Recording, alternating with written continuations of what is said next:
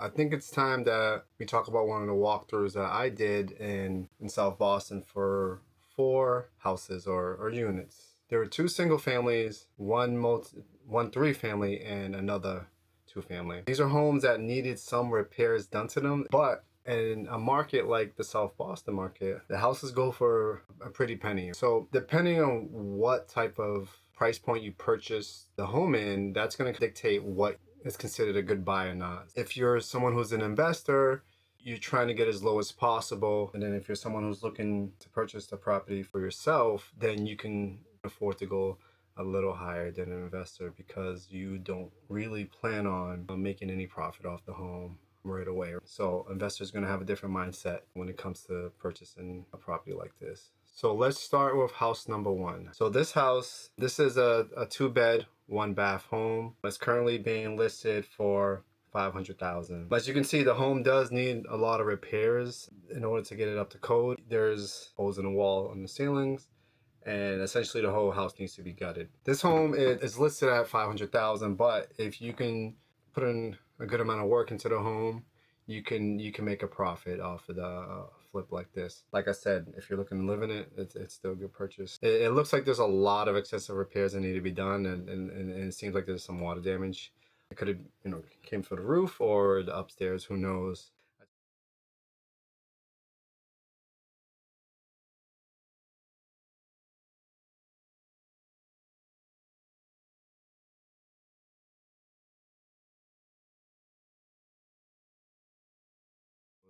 As you can see, I'm stepping my way through the basement. It's always good to see what's down there. You can see what's going on with the structure of the home. Right now, it looks pretty decent.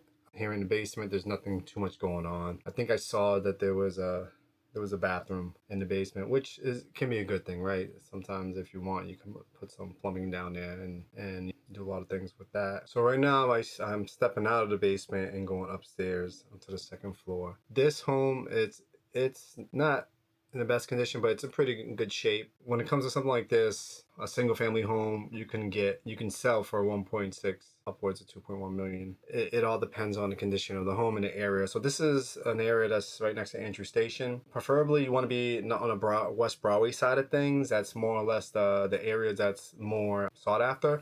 But Angel Square is a good area too. But if you want a little more bang for your buck, you would go to the West Broadway side of things. You can see there is some work that needs to be done in this home, but it's on the second floor. It looks like it's really just all cosmetic.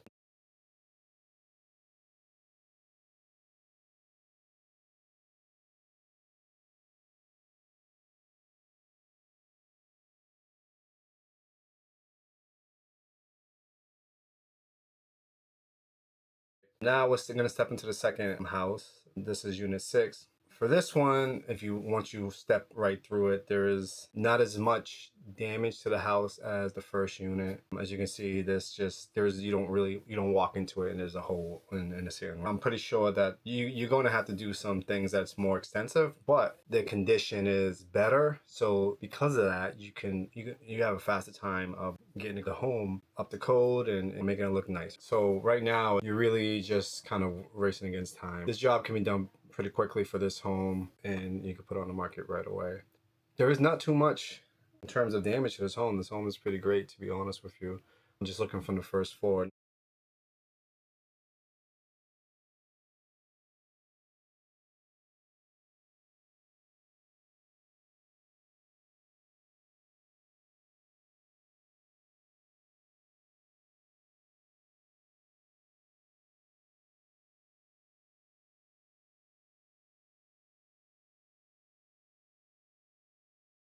Now I'm stepping into the basement, and within the basement looks okay. There's nothing major going on with the basement. I like to see what's going on in the basement just because you can see if there's any structural damage or anything like that. Kind of give you a good idea of what type of repairs need to be done with the home. Because sometimes there's no, real support beams. Also, support beams could be rotted. You never know. So it's always good to check out what's going on down there. There is a bathroom that got installed in the basement. I don't know why, but there's possibilities just because it's plumbing down there. But I'm just not too sure if it's even worth it to fix up the toilet down there.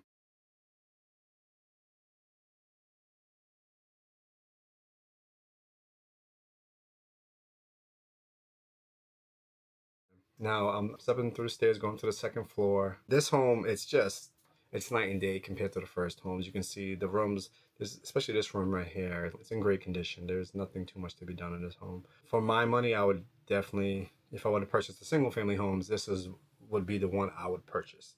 First one needs a lot more work done to get it up to code. If I would have purchased the first one, I couldn't offer at list price. But this one, it does have more potential. There's less work that needs to be done, and I think it's a great buy, really, to be honest with you. But it really depends on a person's.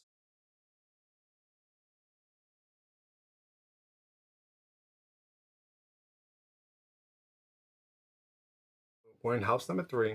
Now this is a three family. As of right now, the home did sell. It was listed at 800,000. So this is a 3-1-3-1-3-1. I'm sorry, it's a 1-1-1-1-1-1. So it's a one bed, one bath on each unit. As you can see, I'm stepping through this, and to be honest with you, I can see some areas where you can make improvements. And what I mean by that is that it's a one bedroom, but there is extra space where which can be converted into another bedroom. So I would do that. I would essentially put an extra bedroom in each unit, so that way you're working with a 2-1 on each unit, which should help bring your rental income up. You're definitely looking over 3,000. I'm not sure exactly, but it should be between 3 to 4,000 per month that you'll bring in for a two-bedroom. And this is, like I said, this is next to South Boston. And there's no parking, which is crazy. Now there's off-street parking, right? So you can still get away with not having parking, but that's just kind of what comes with owning a home in the city. Someone's still gonna rent it out regardless.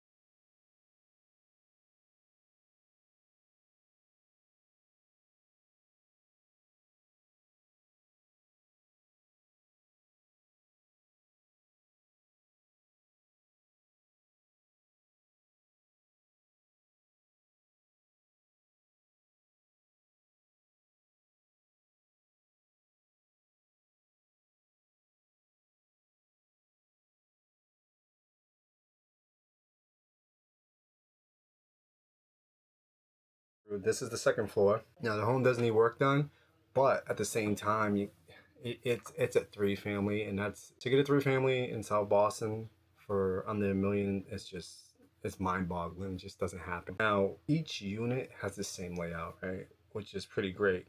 You can kind of use the same floor plan for each unit when you decide to add another bedroom. The bathroom needs some work. You can see there's some of the drop ceilings are missing, but that's okay. At the end of the day, even if you come across some unexpected expenses, it's totally fine. This is just a great unit to buy, and I understand why it did sell for a million. It does make sense because you can sell this for more than, if you fix it up and you put it and you restore it, you're making more than $2 million at minimum. So it's a great buy regardless of the condition of the home. It's just in a great neighborhood, great area. This is would be my first choice if purchasing one of the four homes. This one makes the most sense, and it would essentially net you the most.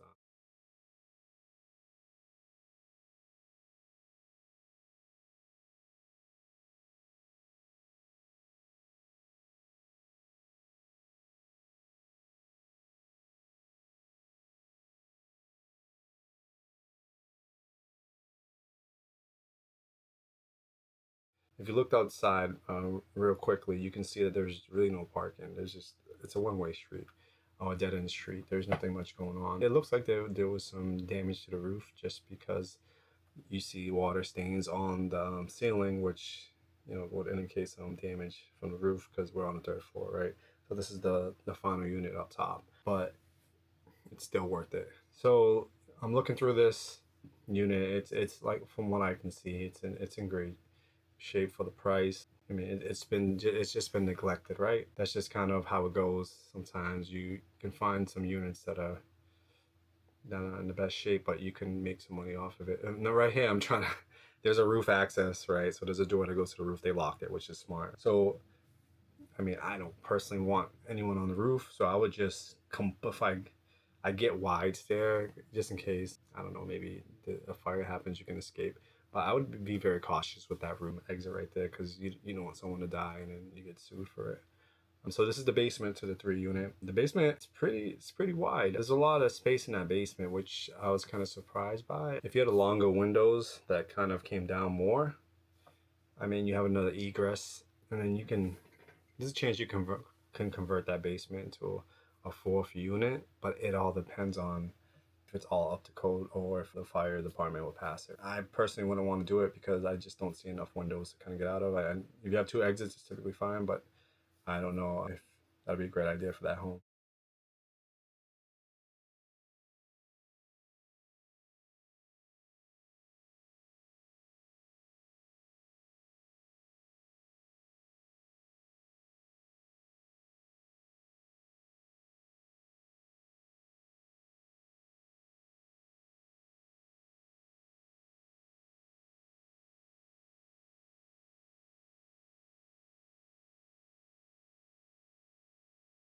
So this is the two family, which is a 4 bed, same price as the 3 family, which is 800,000. But this unit is in much better shape than the 3 family.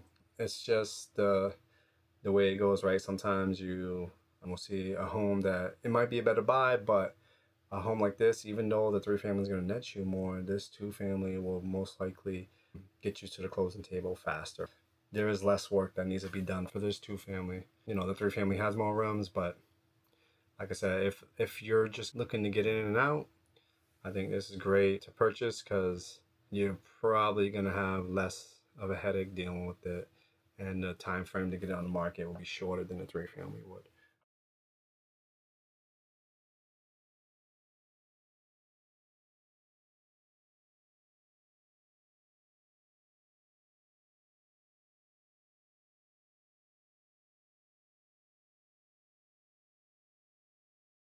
You might look at that portion of the video and say, "Hey, oh, that's terrible. There's no walls." Well, really, not necessarily, because you got to break down the walls anyways. So that they're actually kind of saving you some time by doing that. So you just essentially check out what's going on, and then put the walls back up. It'll cost you less time and money.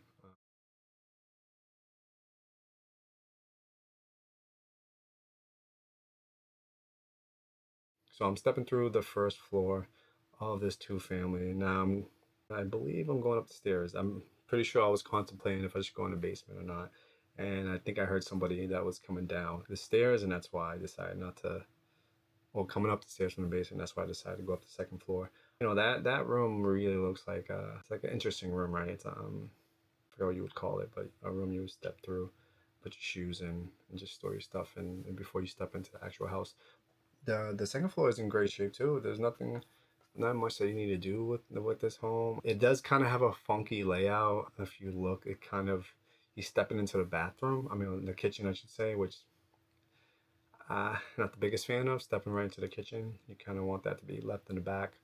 But as you can see, it's not too bad. There's a lot of potential with this one. The bathroom's in not bad shape.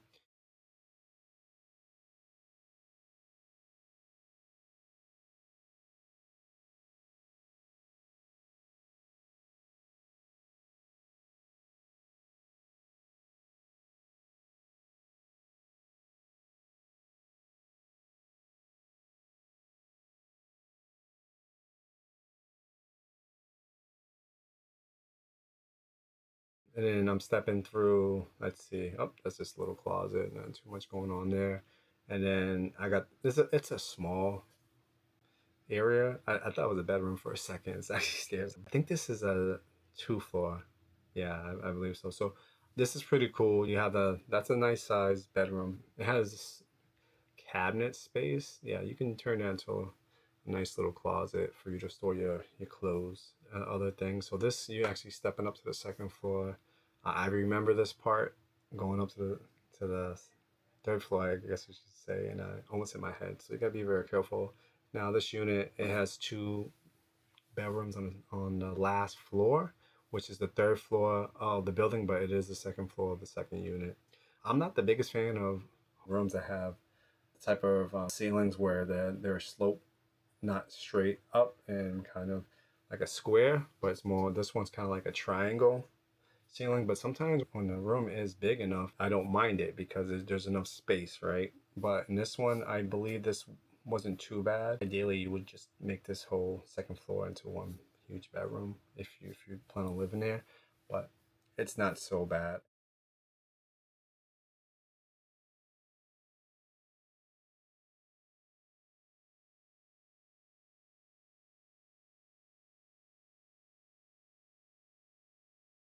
Yeah, I remember this part. You see the hallway, to walk through was so narrow. It was kind of tough, and then I'm pointing out that the ceiling is too low. Right, so I'm 6 feet. So just I can just imagine going through that every day, just going up and down the stairs. It's a lot of work. I prefer not to do that. Now this home, if it's all fixed up, you can get good money for this. It's you wouldn't lose money if you would have purchased this. I would try to get a little cheaper than the list price, but if you buy it for 800,000, it's fine. I think it's more for someone who's buying with cash too.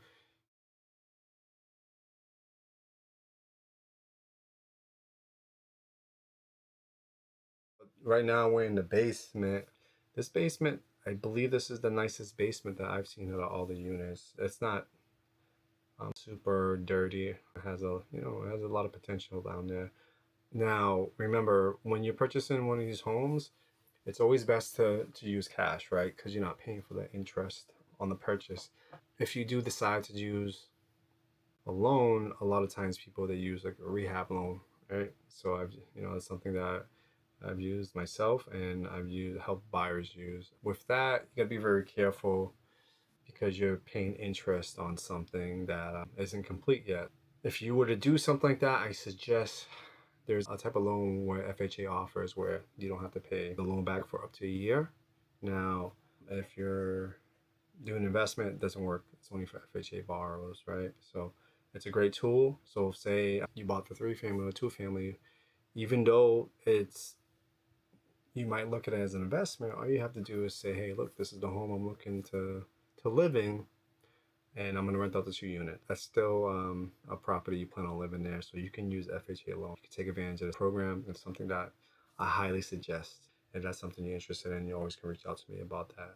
So we're at the end of the video, and from what I can see, really is every unit has potential to make a profit or a great living area. It just depends on the price point and your situation. Not everyone's able to shell out five to $800,000, even $1 million, and be able to flip the home. Even if you were to decide to take all the money out of your bank and purchase something in cash, it's not always the smartest thing to do. It's or wisest thing to do. It can really collapse your system, right? So you got to be very careful and cautious. Usually, 2 type of buyers for these properties, which is the investor and the home buyers, right? So someone who's looking to stay in the home. Investors typically think more logically, and then home buyers think more emotionally. So that's something that will come up when buyers that are interested in this property.